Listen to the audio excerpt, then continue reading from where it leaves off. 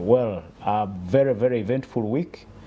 Our kids wrote their primary leaving examinations, and the exercise was concluded.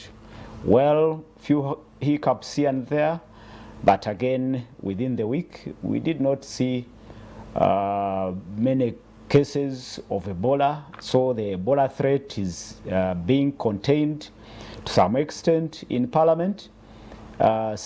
Two private members' bills in offing, and members sought leave of Parliament to go and work on bills. One is the alcohol control bill, and another one is the consumer protection bill. Well, in police, on matters of security, they are now implementing the new sub-county policing model, and that's one topic we'll give some time. And possibly the big story is that Uganda joined the space race. We sent a satellite into space and developed. It is a satellite developed and designed by our own space engineers. Bone Omara, Derek Tebusweke, and Ediga Mujuni were the heroes of this week. Welcome to the program once again. You'll be joining us using our usual social media platform. But let me introduce my guests this morning. Dr. Jared Wede Wanzara is the head of research and civic engagement at Africa Leadership Institute, an NGO that does oversight on Parliament and other government bodies. Welcome to the show this morning. Thank you, Apple. Last week I missed you, and the viewers. It's always a pleasure being here. Good morning, viewers, especially people who love you so much. In Bubutu Town Council there. Bubutu. Yes, Bubutu Town Council. Namisindwa, but specifically Buburo County East. Okay. That's my constituency. Okay. So they really love you. Wow. And right now I'm sure they're watching. Good. It's also a pleasure meeting my friend from the Observer. URN. Uganda Radio Network. Nice to meet you. Looking forward to articulating matters. There are so many issues in the week. Many issues.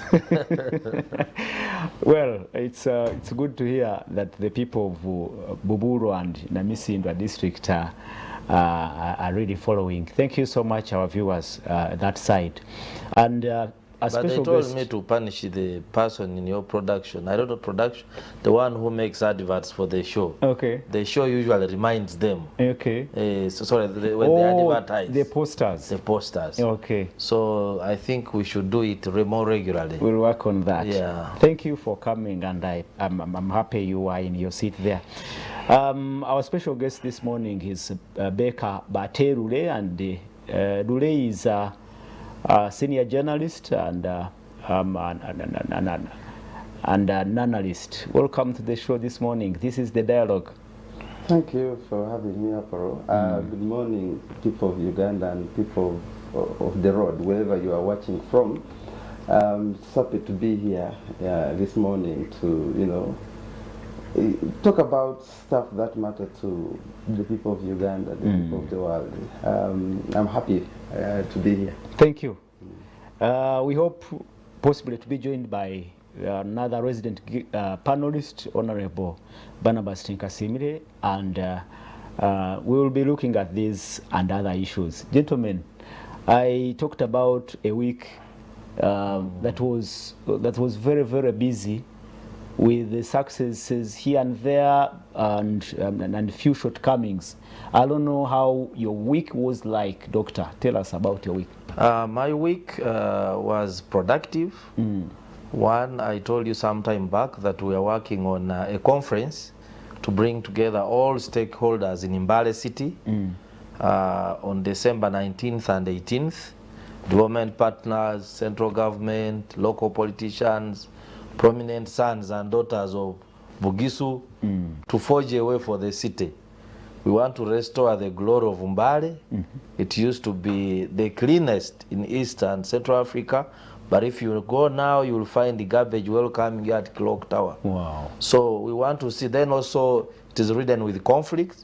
Actually, Mbale is one of the cities where you find the politicians, NUP, FDC, and then RM are all in the city, all elected. So the conflict is also a problem. But we want our people to know that whether you are NUP or NRM or FDC, the service to the people should go on. Yeah, true. And the conflict can really undermine development. So for me, it was a plus.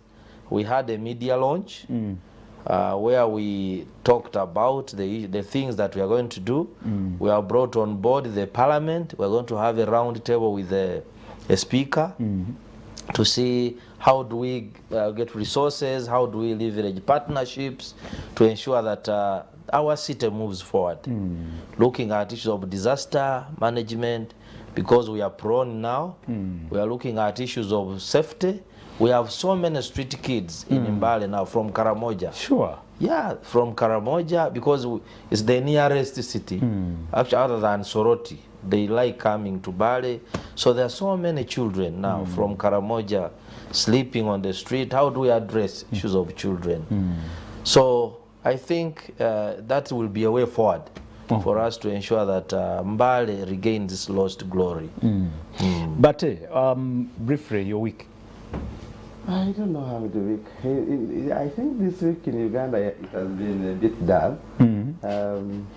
But I was more interested in stuff that happened outside Uganda. I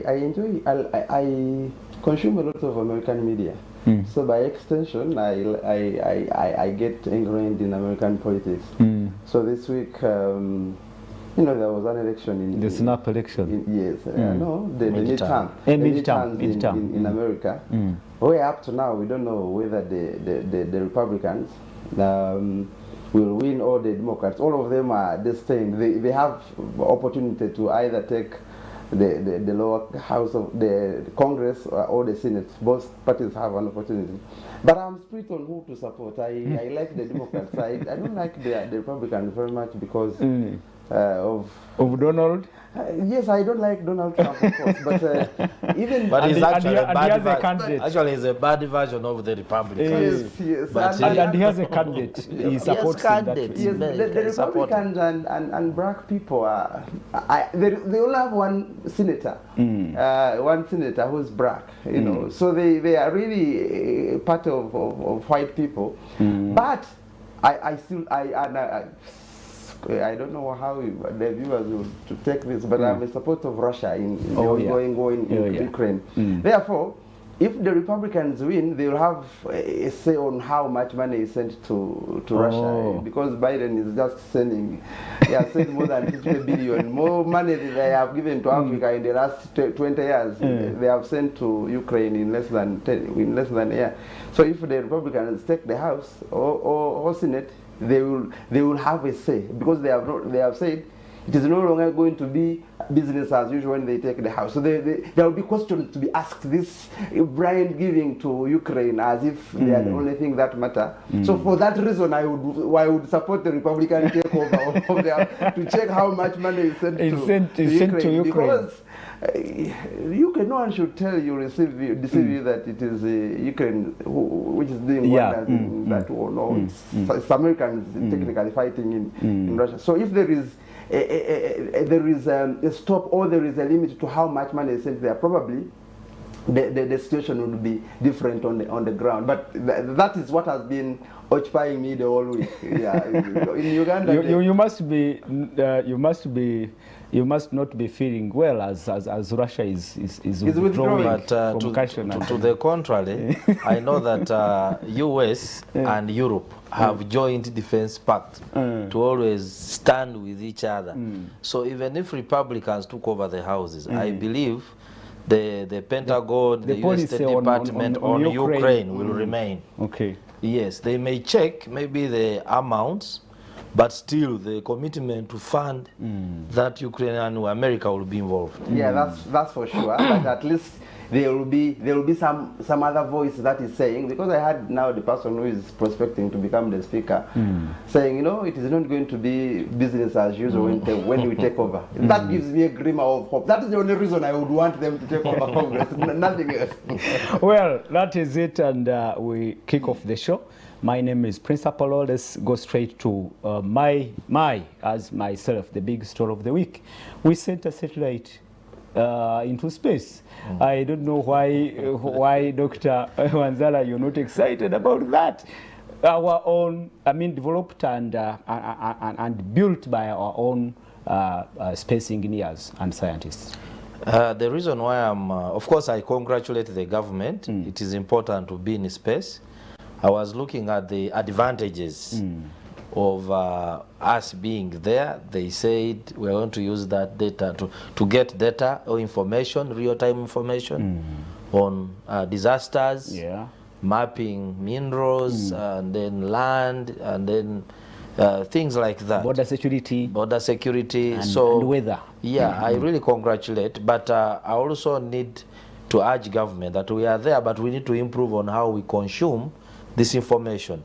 Because when we had floods, for instance, I visited the website of the Uganda National Meteorology Authority. There was information that had predicted floods more than normal rains, and had predicted floods were going to come. There would be disasters in places like Bugisu and Kasese. But we did not see any early... We did not respond exactly in time, or even early preparations. So if we are in space and we don't consume this, then we will have just wasted taxpayers' money. Then also, I think it's important that we are transparent. How much have we spent on this program? When I saw us launch, I went to read about these U cubes. Actually, the category of the satellite we sent are the small ones.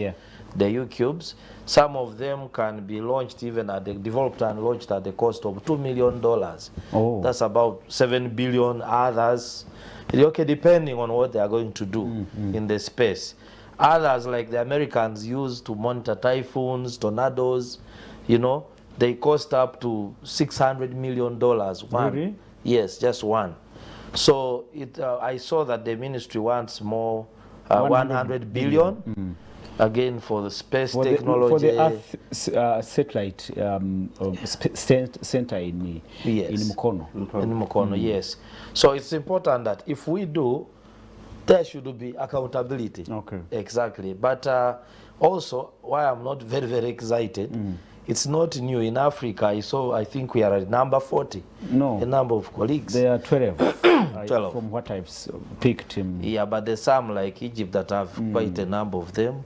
So I know it's something we were helped to do. We shouldn't actually tell the country that it was all developed by the three guys.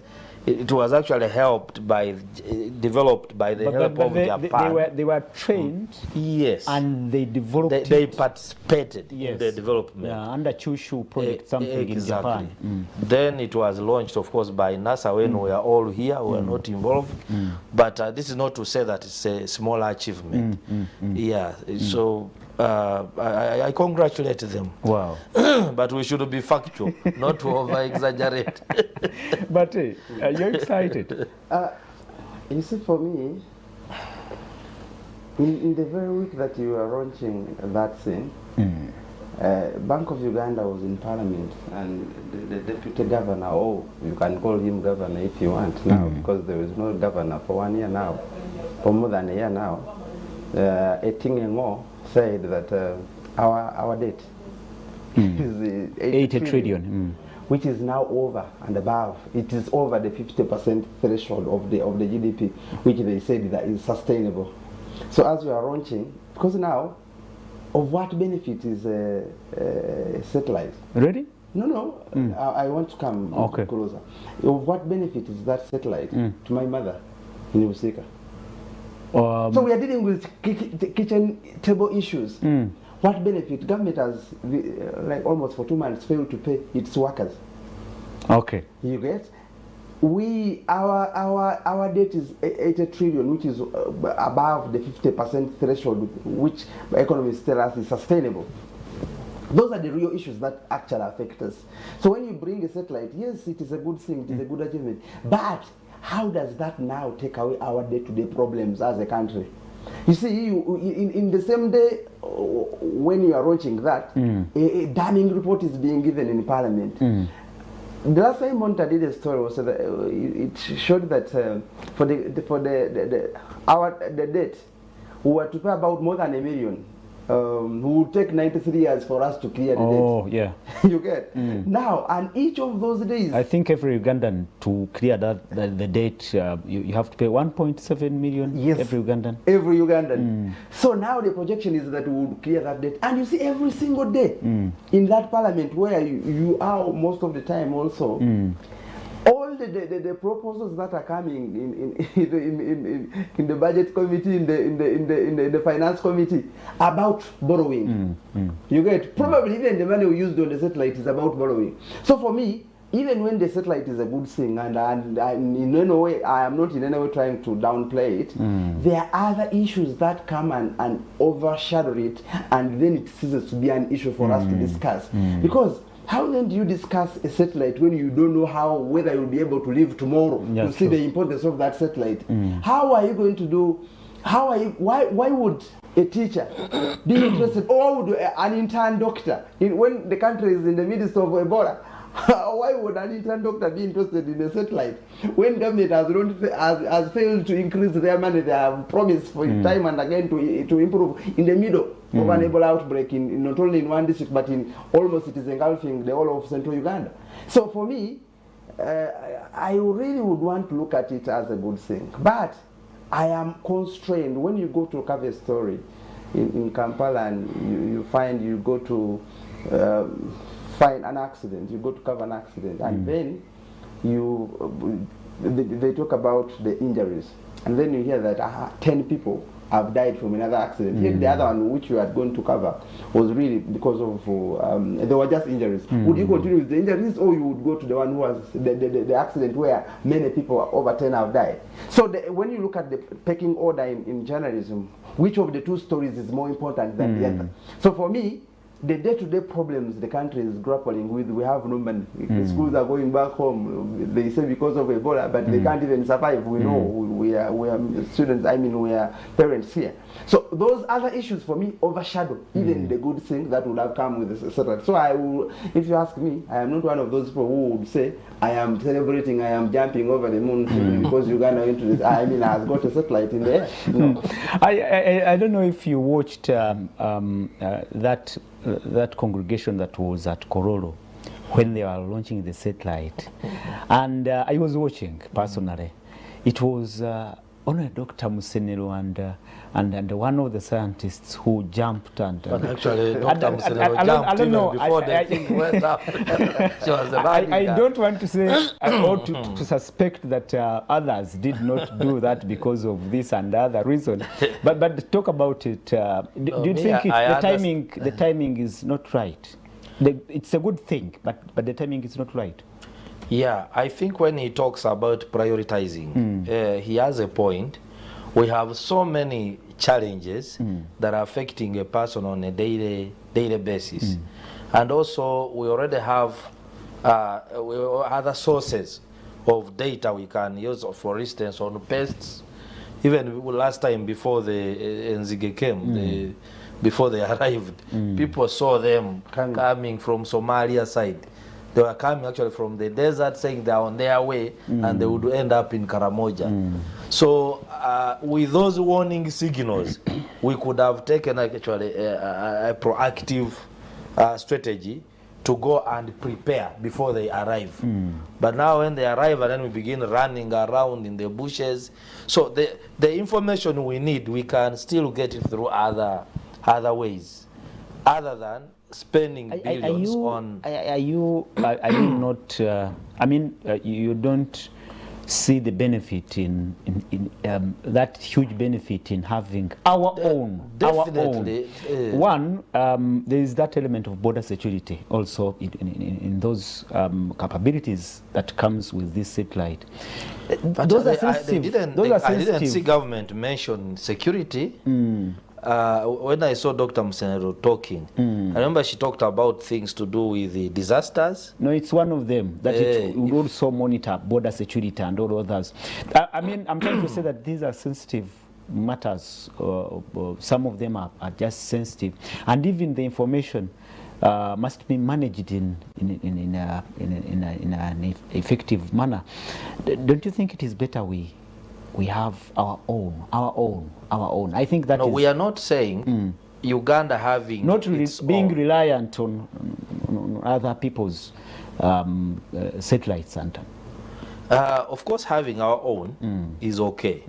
It shows advancement in terms of technology and other areas of monitoring our country, the safety of our country, also to support planning and things like that. But probably the issue is that given the COVID, the crash in the economy, the people doing badly, the salaries not being paid, the debt rising, is it the right time?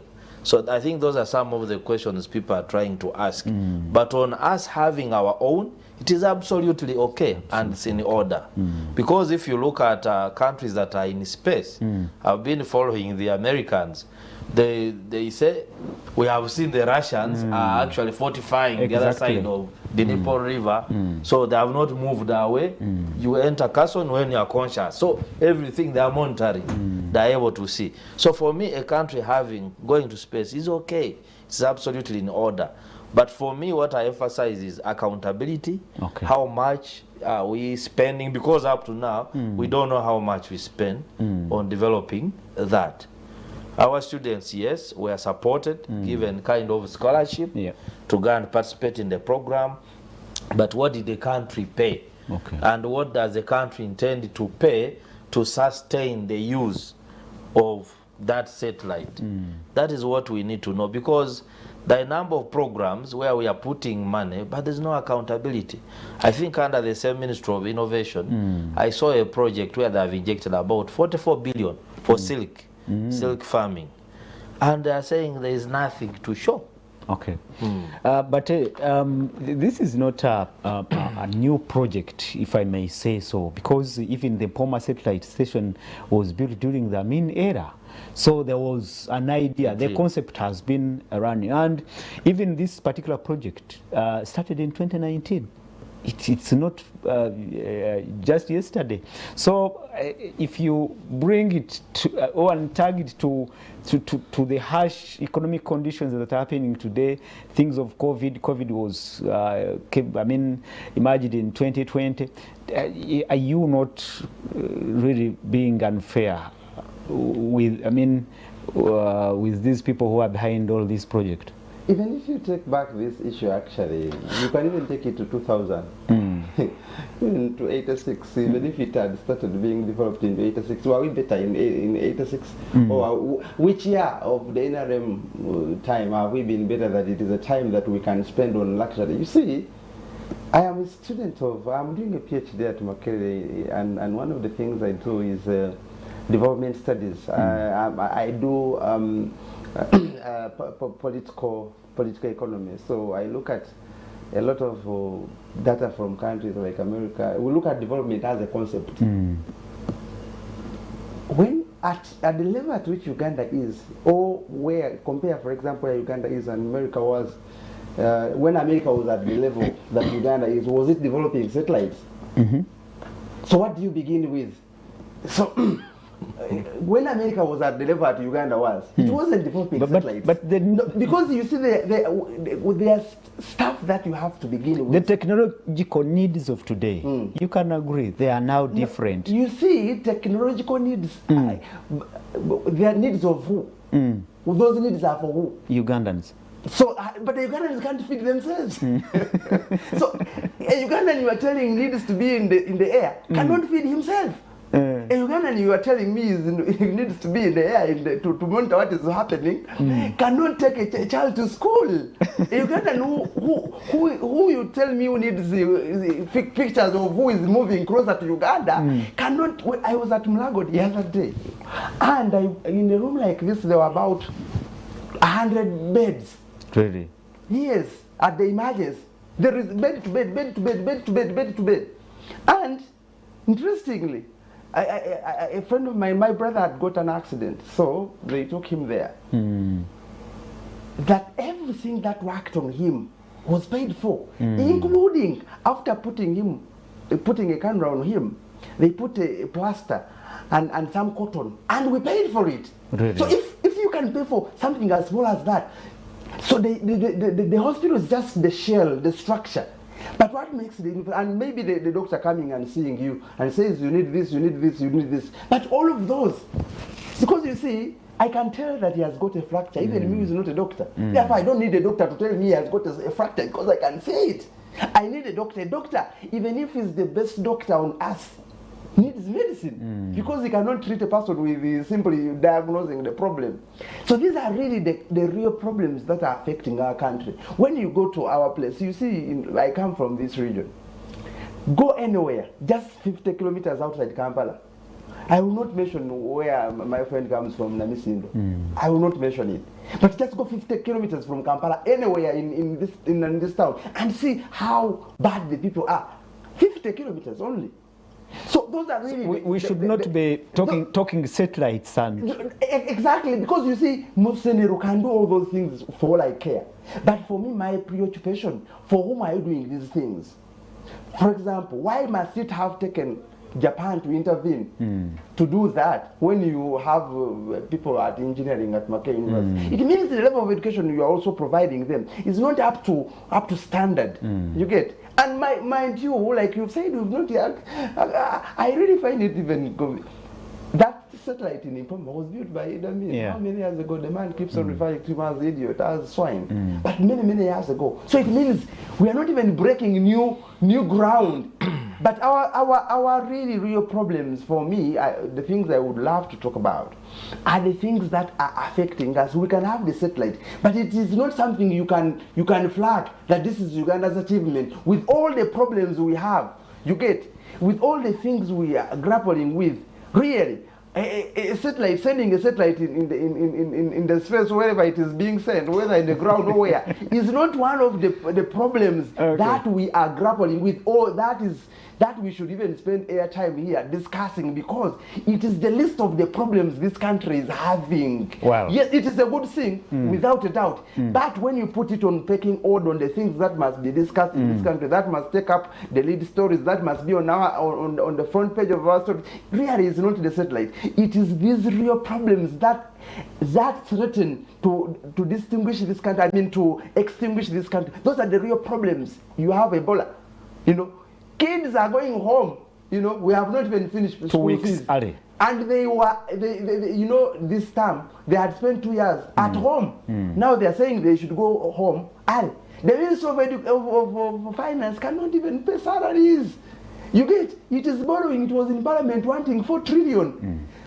This recurrent expenditure of paying salaries, not to develop the country, but of paying salaries of stuff like that. And when they go to the market, they're going to Standard. When they go there, it means you cannot borrow from Standard, because if government wants money and an individual wants money, they will obviously give it to government before they give it to an individual. Therefore, it makes the cost of credit so high.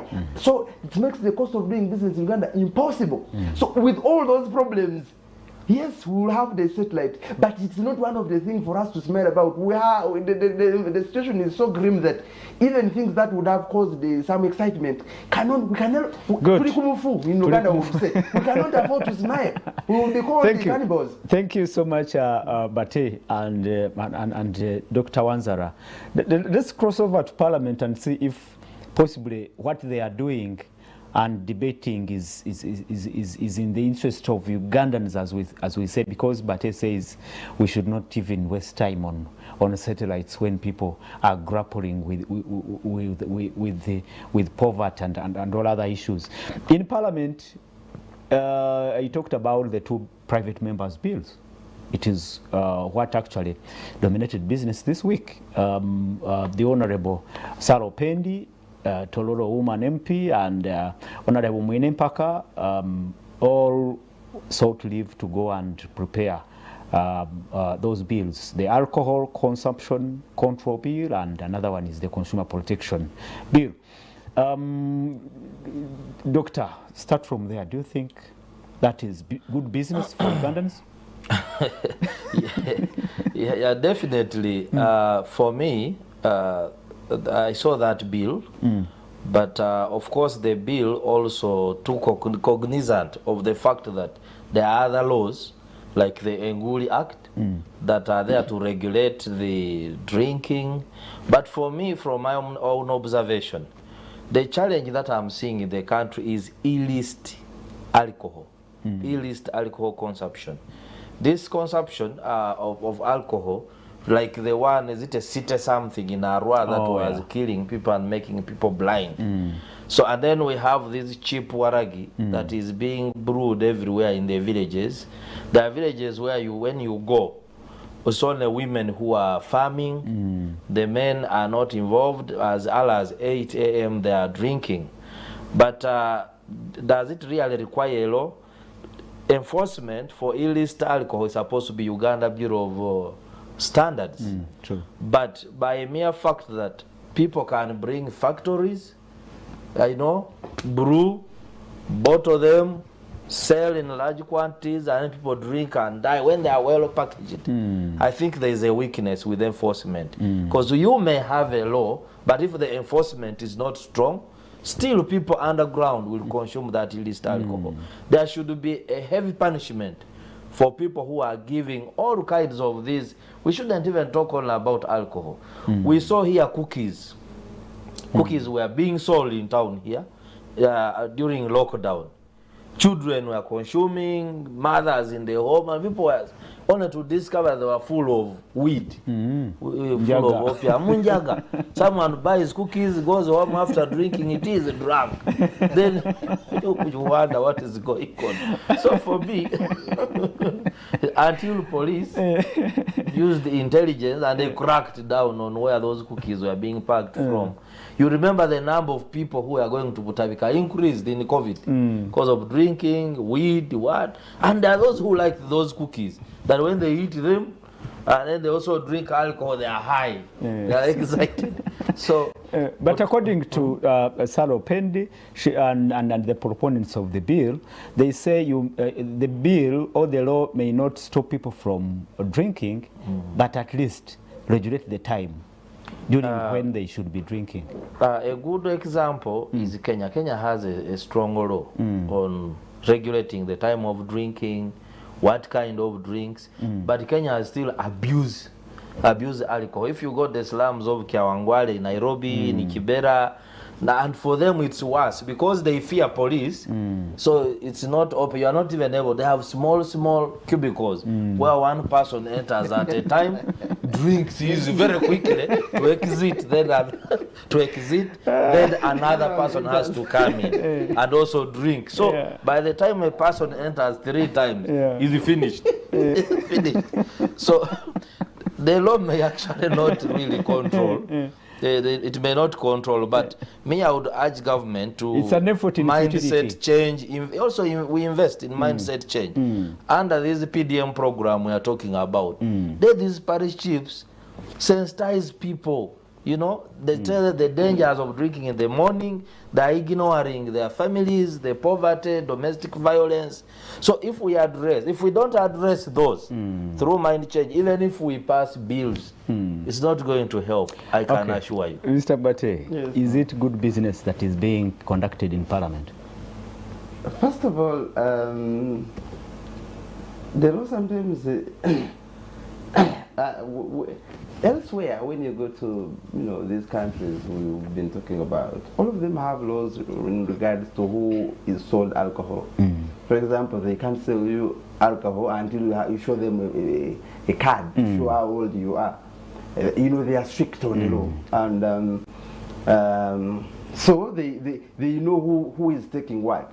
So you have to go in a bar with something that will identify you that you are really of age, 21 and above, to be able to take alcohol. So, but sometimes the law is really not the problem.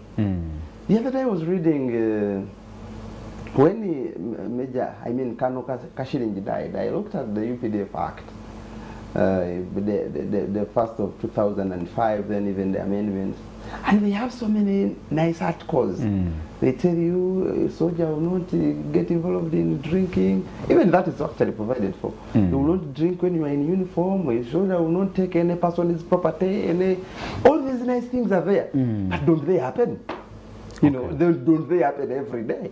So sometimes it is actually not the law. But maybe the NRM has got to what they call mindset change. They even put a lot of money, some yes, millions there in is the a budget. fund, there is a budget. For mindset change. Mindset change. But we should be asking ourselves, when I was growing up, nobody would tell us to, the village, we would dig our own road. You see, because we would do it. We would dig our own borehole. We would dig our own everything. When they were constructing the borehole, I was there. All the village came. You know, we participated. Before we got the borehole, we had a well, which we would maintain by ourselves. We used to have those early days, people would come, I think, or Omuluka, something like that, to check whether we have a katandal. Katandal is where we dry Yes, we would check whether we have a toilet. All those things have died, and it was ingrained in us, being clean, having a toilet at home. People would have even to find you drinking. Yes, at the time that we are. But how did we get here at this level? Because there are some things that have been done for politics. So when politics overtakes everything, everything becomes secondary. You see, I am one of the supporters of graduated tax. Not really because I want people paying direct tax, because that is painful tax. Sometimes police gives me express penalty, and I go to bank to pay 150,000. That money is painful, but yet I pay almost $1 million shilling in taxes, which is taken away from my salary, and it doesn't pay me because when my company is giving me a job, it tells me I'll give you 3 million, but net will be this, and because it never gets to your bank account to go and pick and pay government, really it doesn't pay you. But this one you pick from your pocket and go and pay, it pays you. Therefore, you begin to develop a level of demand because you pay tax. Why these countries have developed is because people attach some relevance to the taxes they pay, and therefore they have to demand. But when you have an individual, you stop them from paying school fees for their children. You say, I've taken UPE, and the president comes on TV and says, don't even give them lunch. Any teacher, any school head who will be caught asking for children money for lunch will be punished. And you take away completely the responsibilities from the parents. And what do? Because the man would wake up in the morning at least to go and look for money for graduated tax. Would wake up one morning to look for money to pay for school fees. Now that all those responsibilities you have taken them are away from them, and you are not doing them in the first place, by the way. Then the guy has nothing to do because he has no responsibility whatsoever. No one is going to ask for graduated tax. No one is going to ask for school fees. No one, you say you have put there free medical and there is no medicine. No one is going to ask for anything. So what do you have in the end? People waking up in the morning and the only place to go is to go and drink. I am wondering what kind of enforcement we are going to have that this law is going to, it's going to work where other laws are failed to work. They refer to the Tobacco Control Act. Somehow, you believe me that you no longer see people who smoke cigarettes on streets and in public. Is it because of the law? Yes, I hope so. People naturally have stepped away from taking tobacco. You would ask yourself, why are you having BTA here? BAT here. Why did it leave? It left because there was no market. But it wasn't. People did not stop to take cigarettes simply because there was tobacco. No, there was a sustained effort to tell how it's dangerous. It's dangerous. So they began to realize those bad things about it. But it really has nothing to do with the law. So now, until they realize that there is a problem with drinking, it will be hard for them to step away from drinking, irrespective of what the law says. Because we don't have, first of all, many of our people have no respect for the law. from way above, those who are Even the heads of who are putting up the law themselves have no respect for the law whatsoever. So they say, if when one bright man says that when government becomes a lawbreaker, it breeds contempt of law. So you see the contempt of law, in the public, simply because even the government became a lawbreaker. Therefore, for me, I don't see how that will help. But it is a good thing sometimes having the law. Because if you want to crack down on somebody, where do you best do that? So if you want to, there is something, there is recourse for you. But it can't be what we call a magic bullet, that when you do it, you will stop drinking during before midday. But you acknowledge that there is a necessity to have such a law, because I saw the global statistics indicate that more than 5% of death worldwide are attributed to alcohol. Even more. Yes, even more. I was at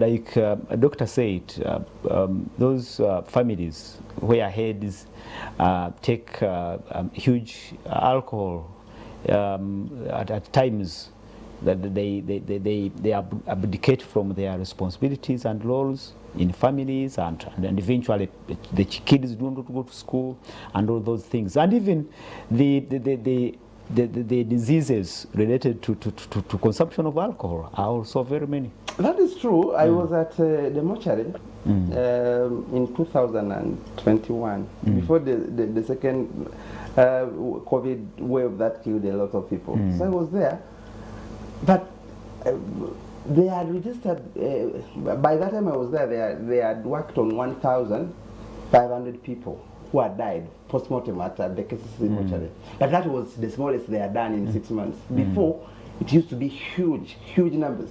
They would work, 4,000 people. And most of those were related to, there were accidents, but most of those accidents were as a result of alcohol. When you go in South Africa, during these lockdowns themselves, when there was a ban on alcohol, the rate of accidents, South Africa is one of the countries that loses a lot of people in the world, actually, because of accidents due to alcohol. So there was a significant reduction in the levels of accidents there. Therefore, without a doubt, no country would be there without having regulations on to do with the alcohol. It is a good thing. But you see, even when it is a good thing, we look at our the uniqueness of our country. Because before the only office that, before we reach the point where that the only office that matters in this country is the presidency, people would not drink like that. So what happened? We have to ask ourselves the hard question. How did we get to a point that when a parish chief would come and his orders would be followed, and now even if it is the chairperson or LC5 speaking, no one is listening? How did we get to that point? Maybe if we do that, we will have solved a lot of problems, and we might not even be needing the law we are talking about. But until we answer those questions, and by the way, when you answer them, then because you first have to identify what the problem is before you get the solution. Before you get the problem, understanding what the problem is, you can't have a solution because you don't know what the problem is. So I think we should be sitting as a country to understand how did we get to where we are, and how do we get out of that. All right, this is the dialogue, and those are the questions possible we should be asking ourselves. And when we return from the break, we'll be concluding on this topic, and I will be asking them, this is not the first attempt to introduce such a law. In 2016, Honorable Bachireke Namboze made an effort to introduce the same or a similar law, but the efforts did not yield anything. Partly, it is because the alcohol brewers really bring in a lot of revenue, and that's what we will interrogate in the next hour. Let me return from this short break. It is the dialogue. Welcome from the break. This is the dialogue. Several issues to discuss this morning. We looked at the launch of the satellite, our own satellite. We moved to Parliament, where legislators are now pushing to introduce a law to control alcohol consumption, as well as another law on consumer protection. And we are making sense of those issues. And later in the program, we'll be also looking at the new sub-county policing model being introduced by the Uganda Police Force, which has seen several police posts being removed from communities. And they say it's a pilot project, but it will soon be rolled across the country. In the studios, Dr. Gerard Wansala, the head of research and civic engagement at Africa Leadership Institute, but we also have our special guest this morning, Mr. Baker Baterure. He's a senior journalist, and he works with Uganda Radio Network, looking at these matters of national importance. Let's go straight and conclude this matter of the alcohol control. Yeah, I would, Apple, I would encourage the state, the government, to go and dig deeper, to proper research. Because in Ichira municipality where I live, every inch there is a bar. Every inch there is a bar. Why is it so? Is it the only business? Is it because people don't have alternatives? Because if you go to Europe, where he talked about, getting a license to operate a bar is quite expensive. It's not for anybody. Now, if you go to the rural areas where actually the problem has become worse in terms of respect to economic activity and poverty, you find in those waragi drinking places, the people who are there, in those days they used to be old men. But right now, there are people in the ages of 18, 19. At the end of the day, when they're intoxicated, they get married to those older women to get free food. Then in the night, when they're under pressure, they will go and steal someone who's a cow or goat. I liked a comment from the Right Honorable Speaker during the debate on that. I mean, when Salo Pendo was seeking leave of the House, she also said that when men get drunk, at times they don't even perform. Anyway, There are those who it say affects they their perform performance. better. Doctor, you brought in the aspect of the economics, and before we went for a break, I talked about the revenue. Yes. That is targeted in the beer industry sector. And the alcohol sector. And I talked about an attempt in 2016 to introduce this law, but it completely failed. I don't know if you think this time round that can work out. I think I would agree with the people of Nilo Breweries. Nilo Breweries have an arm that is campaigning for responsible drinking, alcohol consumption, and also elimination of illicit alcohol on the market. Because we also realize that apart from telecom companies, actually the beer companies come next in terms of paying taxes to the government. But those smaller ones that are actually destroying people more don't even pay tax. I can assure you, most of the waragi consumed in the rural areas, cheap waragi of 500, the tots and things like that, the government is not actually taxing them. Maybe if we impose either, I don't know, bylaws, and then we empower the local communities. Say, who is this one operating a bar? What are you selling in that bar? But only the law, as the law on paper. How many laws do we have here that are not functioning? Like he said, we had here COVID. We had COVID here, we told people go home, we are locking down. But the big people in the government, we are drinking a lot of alcohol in Bugolobi. You would go there, all those expensive bars around the salmon rice. So it is so the prominent people in the government who are actually breaking the law. If you were a father in the home, and then you are stealing, most likely the children will also steal.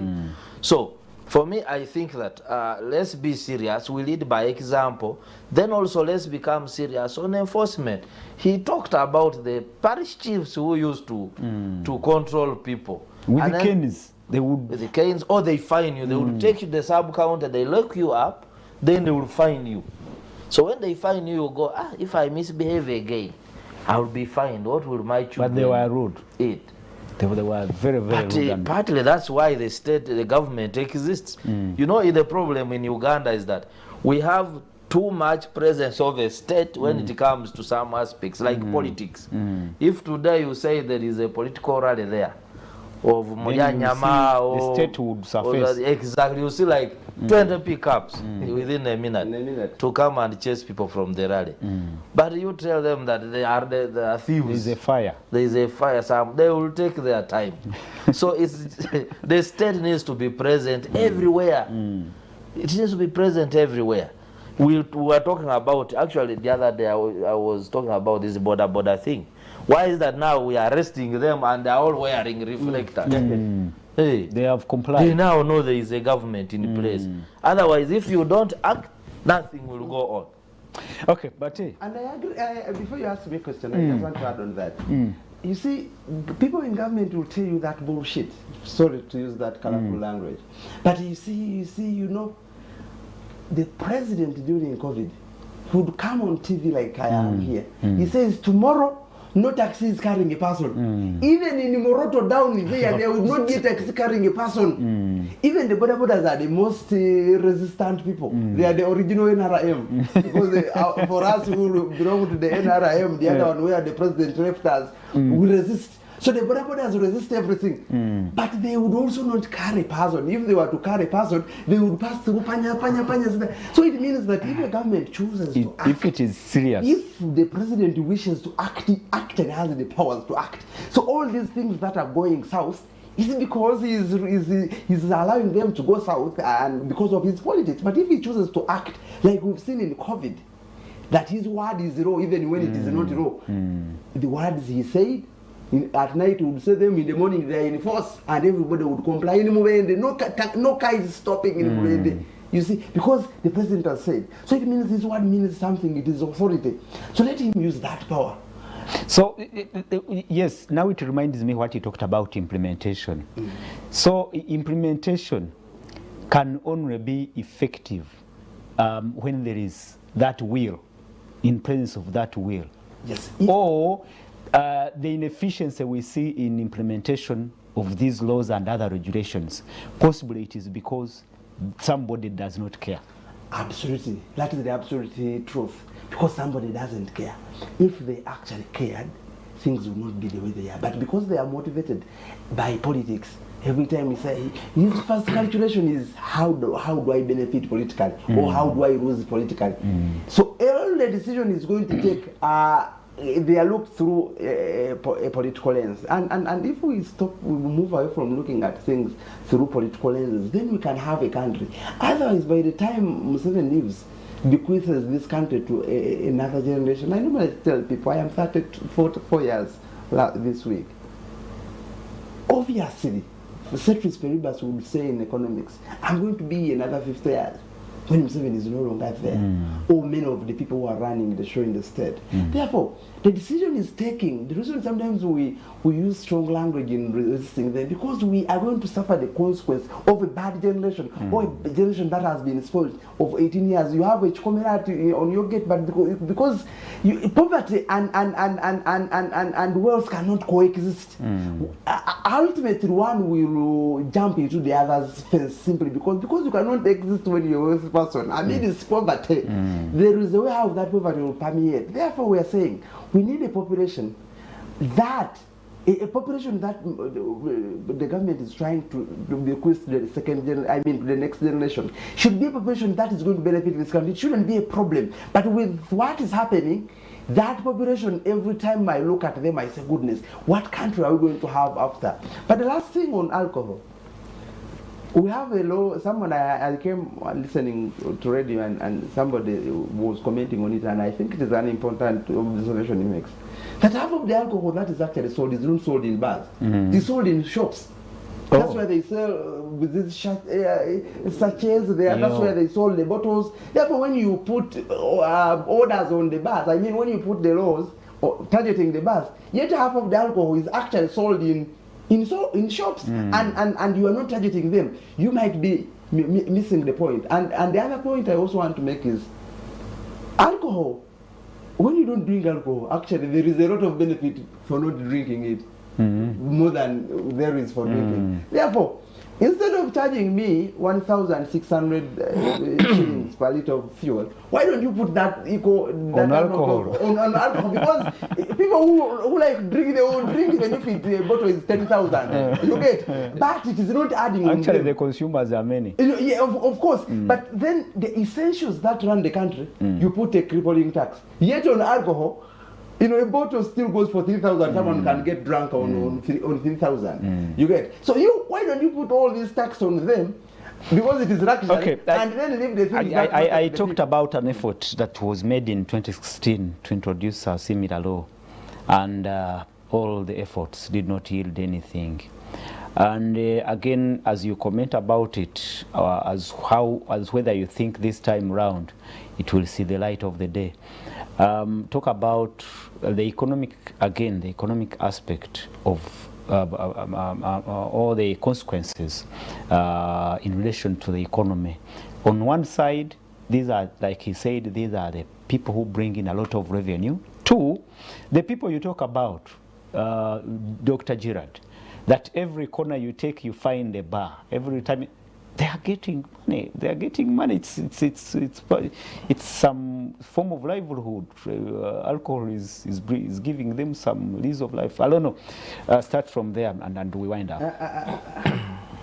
Because they will be affected directly by this law. Those multitudes of people who are dealing in selling alcohol. But every department has to go to its consequences, the negative consequences to some people. There is no law that you can bring, or there is no department that can come that is beneficial to everybody. Somebody has to really pay a price. But as a country, we will look at it as a country. Because if you go to these liberal countries, we've talked about them, you go to America, you can even leave America. You go to the Scandinavians, you go to the Norway, Sweden, Denmark, some of the most liberal countries. They have these things.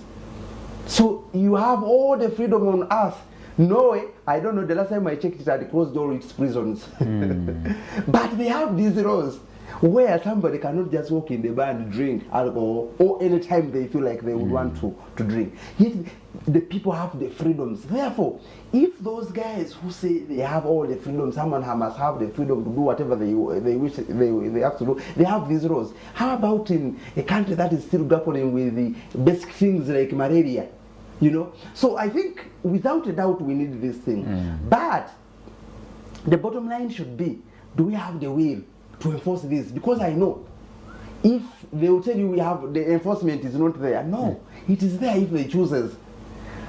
Police, when there was COVID, you would find the police on every road. Less than a kilometer, you would find the police. Therefore, if they choose, and everywhere, not only in Kampala, but everywhere, you would find them. So if they actually wish to enforce this thing, they actually have the capacity. Do you think this government is ready to sacrifice the revenues collected and the fact that alcohol's sale is part of a good population's livelihood? Do you think it is possible? Sometimes it is hard to tell, because in Uganda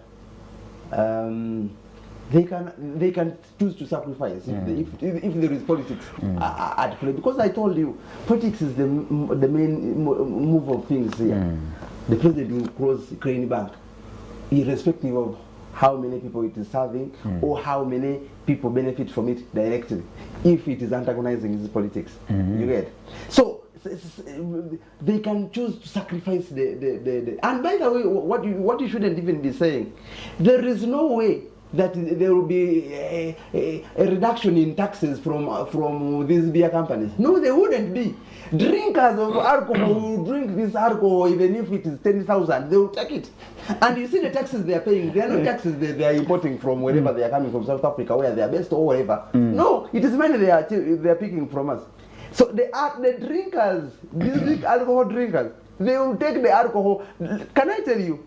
Uganda breweries and everybody sold more alcohol during COVID when there was a lockdown, when there was all the bars were closed. They actually sold, we wrote a story, they actually sold more alcohol than they sold when Really? there were no restrictions. So amazing. whether they will drink alcohol, whether the people will continue, without a doubt, but let them drink alcohol, yet also the country is getting money. But also there must be, these restrictions there, of course, they should be there, without a doubt, they should be there. And I am not worried from where I'm standing. I am not worried about whether we will lose tax. No, we will not. Because the drinkers of alcohol, we will continue drinking whether it is 10,000 or it is 20,000. Gerard, some communities, I don't know, but even homes, even families, have raised children, took children to school, basically on alcohol. They brew waraji, they take children to school. So it has been a source of livelihood to very many people. And do you think? No, we don't dispute that fact. It is by the mere fact that many people are joining the business, it shows that it's profitable. Because market is assured. You talked about the elasticity. Its demand is actually inelastic. In that even if you increase the price, because when a beer was 1,200, people are drinking. It increased now, it's at 4,000, people are still drinking, and in large even quantities. When we imposed restrictions during COVID, yes, they drank. Actually, Butabika reported a sharp rise in the number of people with mental cases during COVID, and it was attributed to alcohol. Really? And majority of the people who had joined were the women. Most of the people who are getting mental issues out of alcohol were girls. Girls. So meaning that alcohol has a very bright future, because there are people who join if we don't regulate. So now, what do we need to do? We know that it is an economic activity where people reap from. The challenge you are having, irresponsible drinking. Irresponsible drinking can be checked by mindset change, enforcement, the presence of the state he talked about. 2, how do we license bars? Should everyone just wake up and sell alcohol? 3, how do we control illicit alcohol on the market? It's too much. It's the banana, you hear people all kinds of kombucha, coffee waragi, banana waragi, everything is on the market. Are we able to regulate to see those things? When you talk about regulation, now I remember what you started with, the UNBS. Yes. To check the standard. I've not read through that draft, and I wonder if Marwa, I don't know. No, there are things like that, like in Marwa, people have drunk, I think, since time memorial. But whether they will also be regulated. You will find, actually, Marwa used to be drunk by older men. You find some of them having savings groups on Christmas. As part of leisure. As part of there, they share the money and go and buy things at home. So there was that responsible drinking. Won't those communities be disgruntled and affected by? Them 2 million. Yeah, you have reminded me about that one, because I remember someone told the president there are so many Marwa organized groups in the country. Especially in Eastern. Is it Parisa there? Actually, Marwa is drunk a lot among people in Eastern. You start in Bali, Sironko, you go to Teso. They must be unhappy. But it started in Teso. They must be unhappy with the Opendi, because she comes from that side. Yeah, she comes from Tororo. Tororo. I think Tororo is one of those districts that have been affected with alcohol. Really? If you go to Tororo municipality, young people have joined in Kasoli, where those ghettos of Tororo. Actually, you find only young people drinking as early as 9 in the morning. So maybe she has that point. Okay. I saw it. But also, it's not only Tororo. You got Lower Naguru here, Nakawa. Yeah. And 7 people are drunk. Actually, I went and passed there with a security person one time. And I said, which kind of community is You this? use the word that actually describes very well those people. You said they are like zombies. Absolutely.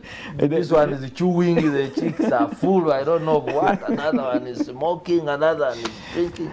So, really, it's a problem. But mindset change, alternative Yeah. economic. I think people also don't have what to do. So how do we approach those? Okay. That's why I told you we need data. We Yeah. need the proper research. Thank you so much, our viewers, and it's time now you can join the discussion. Send your messages via WhatsApp or send our usual short messages. Send them to 0701 609906. The number will be running across your screens, 0701 609906, and tell us what you think about these issues we are talking about. Straight from launching the satellite, and in Parliament we are talking about the alcohol control bill that is in offing, law that is in offing. And we may not now get time to look at the consumer bill. Let's go straight to what is police doing. Closing police posts in communities. At first people were complaining police is doing nothing, only doing politicking. They became NRM machines during elections. Now people are again complaining as police posts are being closed across I think I saw a number like 1,600 police posts countrywide have been closed, and now people are really complaining. People are bitter, they want their police.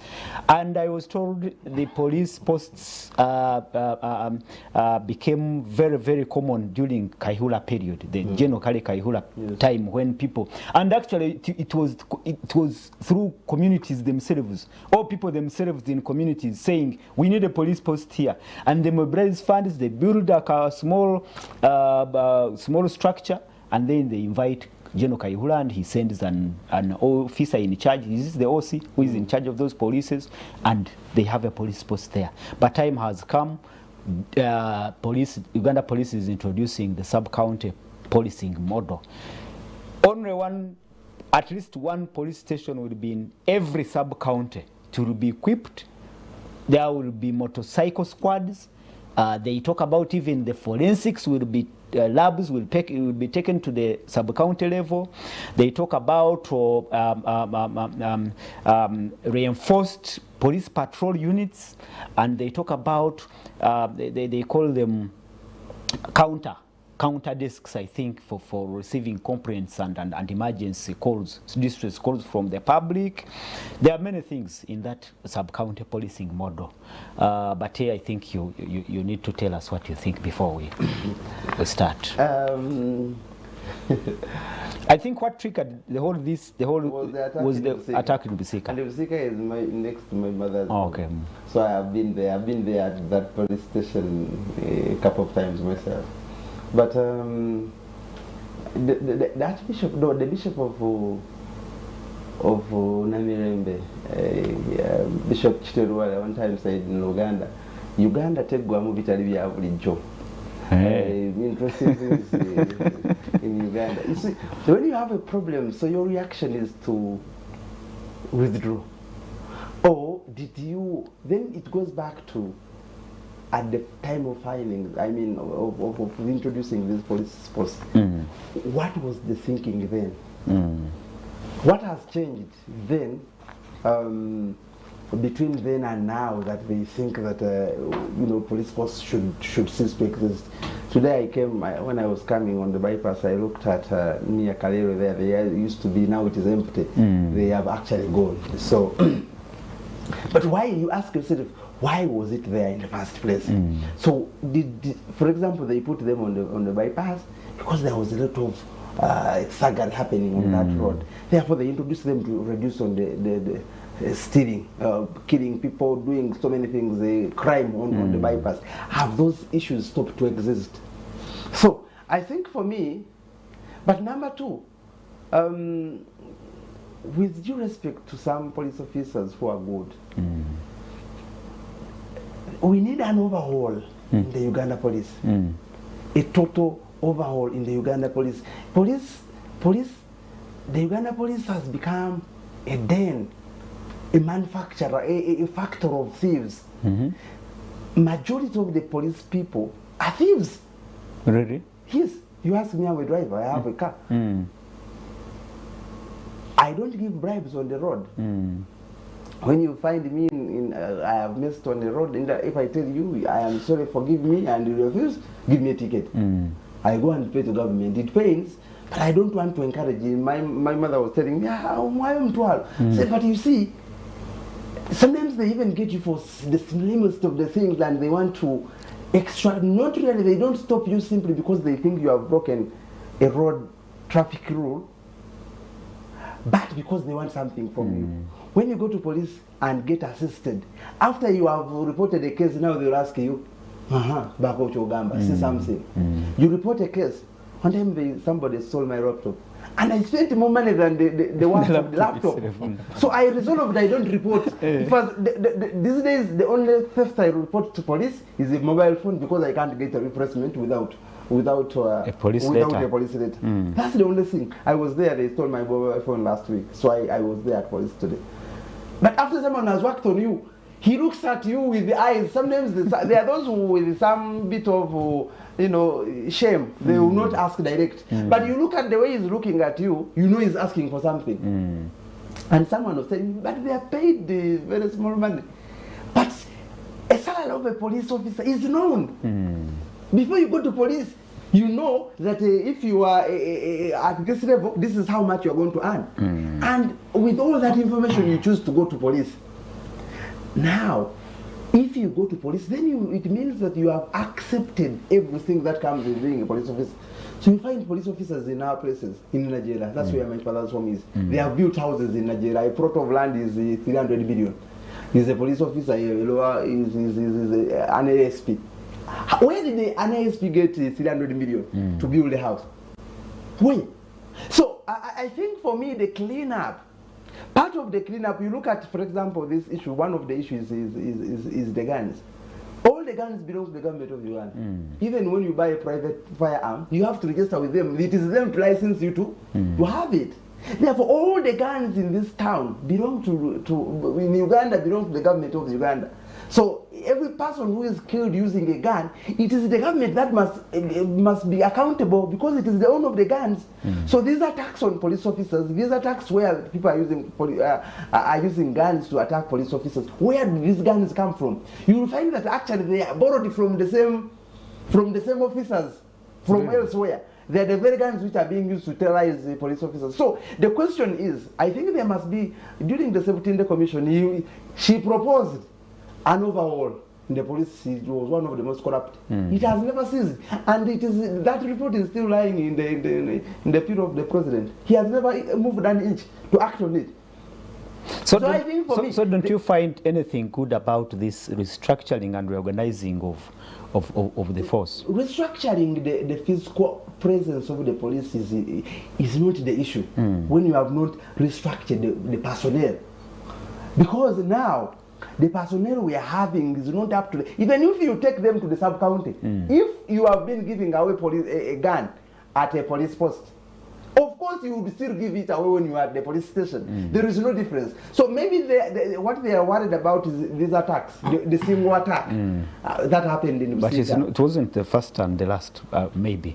There were other, you remember even in Ruwero side. Yes. And now what they have done with those ones, they have armed the police, the traffic officers, they have given them guns. But you see, when you have an accident, like this morning when I was coming and I had an accident, I'm going to drive the same car going back home. When you have an accident in a car, you are put in another car to go to the hospital.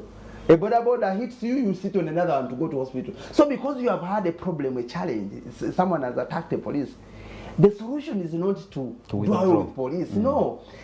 Unless, of course, the reason you provided this police post was different from what we are thinking. Because from where I'm standing, law and order, life and property, those are the cardinal roles of police. Unless you put them for different roles other than the roles we know that police does. Okay. But if you put them for law and order, life and property, protection of life and property, and those ones are still at stake, then withdrawing them simply because there has been an attack on one, I think for me would be the right decision. Police people who go to security forces, the army, the military, and what, one of the things they go, they know death is very close to them. My grandmother would say, she told me, I told my daughter, if you ever get married to a person who holds a gun, tell them Mama Yafa. Me, I don't deal with people with guns. So they know what comes with a gun is death. So people who are in the army and police know death is very close to them because that is the kind of work they signed up for. Therefore, you cannot simply withdraw them simply because their life is being threatened. But that is the kind of work they signed up for. Includes dealing with bad people. Bad people are those ones who are attacking them. So for you withdrawing them simply because they have got a challenge, I think it is a bit myopic. It is not looking at the big issue, unless of course the reason you deployed this police force is not for law and order. But if it was for law and order, then what have you done? What are you going to do to ensure that that law and order for which you have deployed them is going to be maintained? Doctor, are there negative effects or consequences that may come with withdrawing the police force from communities or the personnel from communities and take them to the sub-county? And again, do you think there will be benefit now when we reorganize? It is actually, the word is consolidating for units, merging units. Did you see a benefit there? To go back, what were the driving factors for deepening the police posts in communities? I remember under General Kale Kaihura, he thought that the police was very distant from the people, and therefore he thought to reduce crime, the police should be closer in the neighborhoods. But what do we see? In some areas, crime was reduced. But in very many other areas, we have also registered complaints where those police posts became like money minting places for police officers. A sergeant is deployed as the OC of a police post with maybe 3 police officers, a CID officer and 2 others. Now, many of the crimes are not even taken to court, investigated, but people are detained for a short period of time, then they negotiate. They negotiate, and then what someone pays as police bond is, which is actually supposed to be free, but here they commercialized it. You get a police boy, you pay money illegally, and then the person who was wronged either takes something and the police takes something and the criminal goes home. So it became a kind of, in some instances, where people negotiate. And also, no, you don't find a benefit. No, I will. I mean, with those police posts being... There was some benefit in some areas, and I have acknowledged that in some areas, crime reduced. But in some areas, the police coexist with the criminals, and then these police posts become kind of arbitration centers for a criminal, and those he has wronged, and as money changes hands. Then also, I have critically looked at some of those police posts. What do we need at a police station? At least there be an office, there be where to lock up people, but some of them did not even have where they can lock up people. You know, there's no cell where they can hold someone, and also maybe there's no car to transport a person. There's even no paper where they can write when you are registering a case. You reach and then you are told to go and photocopy one copy that they have always there before you come back and they attend to you. So that makes actually policing inefficient. But what do we see? From the government, from the police spokesperson, I quote, one of the reasons for reorganizing is actually the police posts are small and they have become targets for those criminals. They even mentioned a rebel group where their alleged commander has been arrested and is being arraigned before the courts of law. Maybe to differ from my friend, the attack has not been one. If you look in the last 1 year, there are quite a number of police posts that have been attacked in Kisoga, Mubende. Now this one was more recent, and I think this one was the broad one, because they are alleged to have come at 7 p.m. Everyone is watching. They did not loot, steal mobile money. People were there. The target was police and take guns. So I think police is also trying to be defensive by saying, let's be at the sub-county, where we have larger units and maybe with the mobility to respond. But of course now we have to address the issues of fears. I saw people in Namataba, near Ambiko here, and we were saying now, if the police is running away, now we who are civilians, what are we going to do?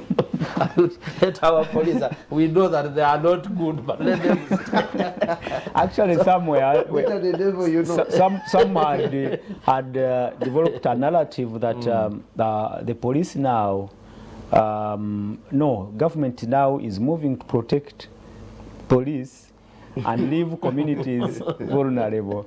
Anyway, no, if they reorganize and they have a sub-county so you model, think there is a reason with a model, why they should honestly, I would love to withdraw? see. I would love to see one.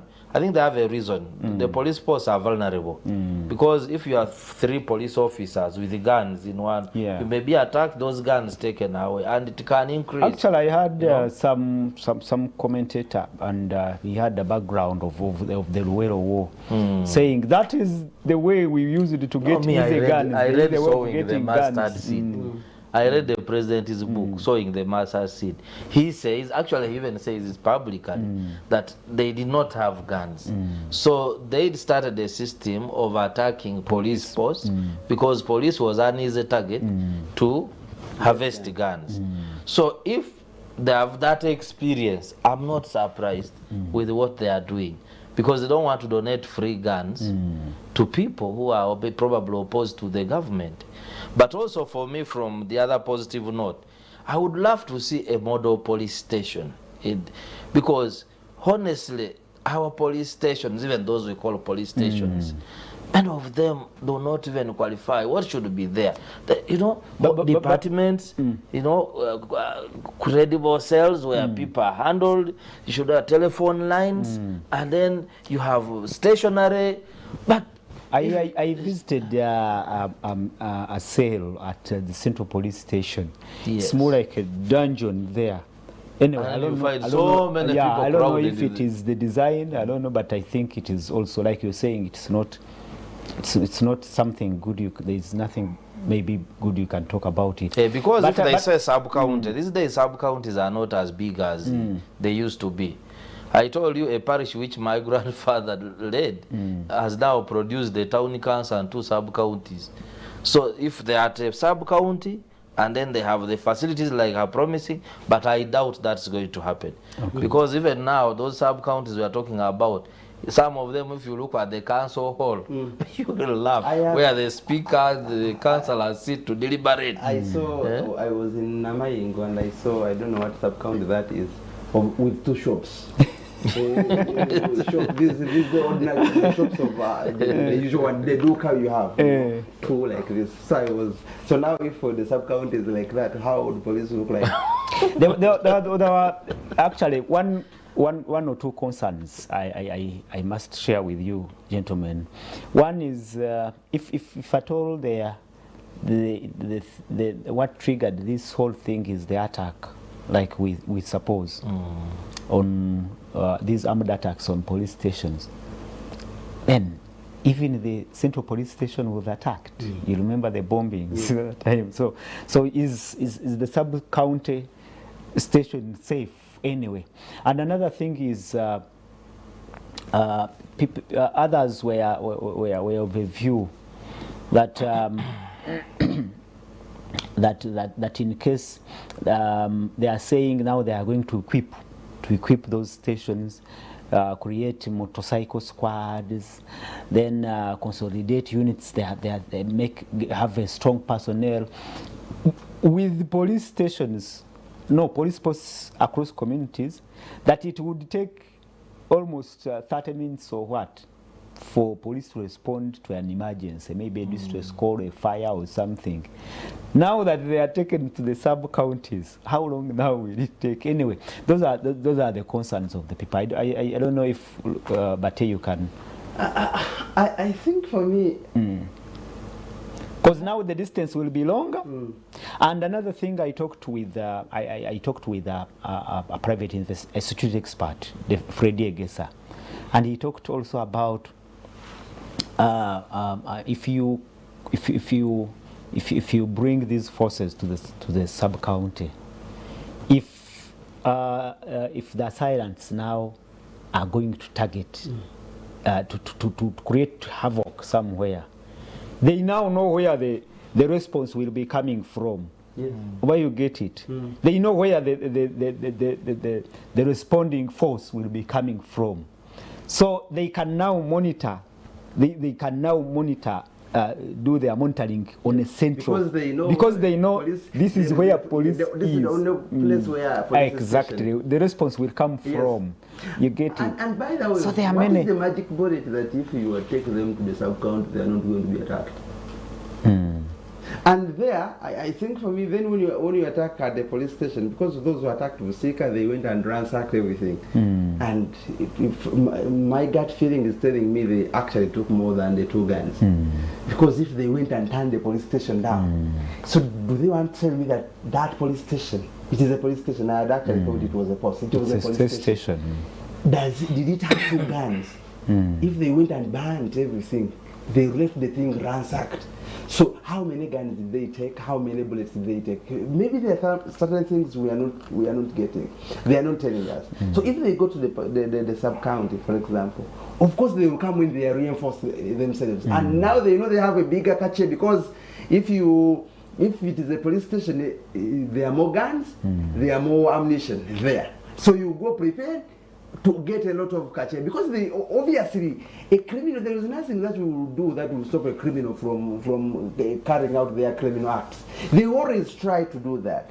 But what more are you going to do? Because we know those who are telling us these stories, they presuppose that we don't live in the same country like they do. You go to a big police station. I was at Bukomansi police station. It is also three dukas. That is the central police station of a district. Really? Yes, that's what district. It is. A district. Now, and these are places I'm telling you, they are very near Kampala, not very far from Kampala, because the center is where everything happens. So you would think that every place that is closer to the center is more equipped than those ones which are far from the center. So they have no fuel in the cars, they have no motorcycles. So what magic? What magic are they going to use to ensure that these places are more equipped, that when you go there they don't tell you buy the paper for which they write, they will not tell you buy for us a pen, they will not tell us put fuel in the car. So I think there is a big problem. But you see, if you want to know how effective the police is, let them hear that Dr. Wesley is in Kampala now. You will find all manner, all tribe of security there. You get immediate, it is an immediate response. The Americans, when there is an attack in 5 minutes, the police has responded. In Uganda, it can take an hour. You get, or even 2 before they respond. Because they ask you, do the thieves have guns? Okay, where are they exactly? As they buy time. So do you have fuel? Do you have? Those are the things. But if there is a political issue that is happening, there will be an immediate and forceful response from them. So we ask, if the armor, even if you just use half of the force you use to deal with political dissent, if you are to use that in actually other things, probably will not be at the same level we are. So police officer who eats man and releases the suspects who are suspected of being political players will pay an immediate price. But another one who eats money or refuses to register the case because they have taken money, there will not be a consequence for them. So as police does the overhaul, please do the overhaul that is physical, but also do the overhaul in your personnel. Otherwise, it doesn't matter how good the structures are. If the personnel has not changed, if the mindset of the personnel, this mindset they tell us about Ugandans, actually because the forces are organized, they call them organized forces. You can change, you can start with the forces in dealing with mindset. So start with the forces, deal with the forces, so that the change is not only felt in the physical structures, but also in how the personnel deals with the people. Okay, we need to wind up, Doctor, and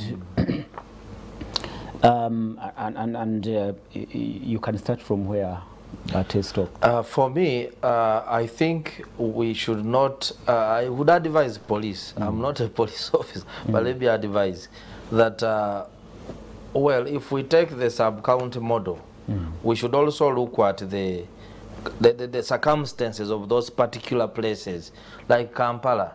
Kampala is overpopulated. It has, you know, all kinds of people, and therefore we should not treat it the same as when you are policing, for instance, Buyende. So if you are talking about a sub-county in those areas, probably Kampala needs, Kampala, Wakiso, let's look at the numbers of the people in a particular area. How many people, and I think that's the standard even the UN uses. 500 for each. 500 exactly, people for each 500 people for each individual. But if we just say sub-county model for the whole country, we may lose it. It will be at least 20 personnel on every sub-county. At least 20 personnel deployed on at every sub-county. Moses Mulengera says, thank you so much for the program.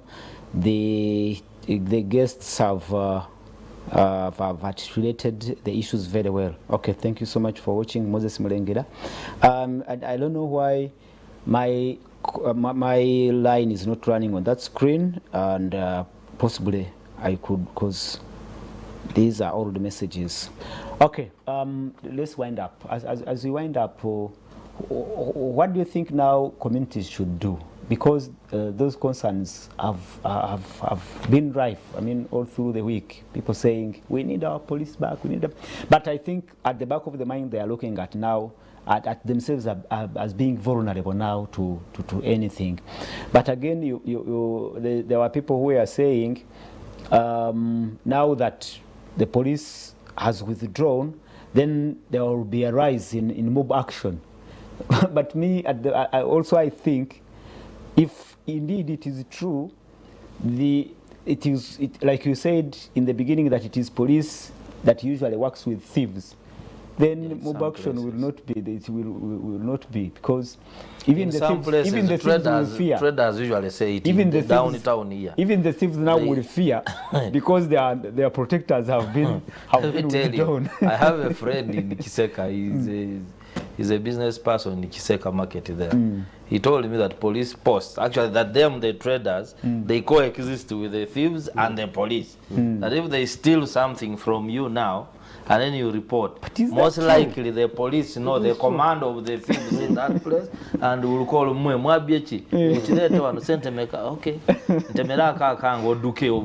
Okay. But if they are interested in something, they will catch that person.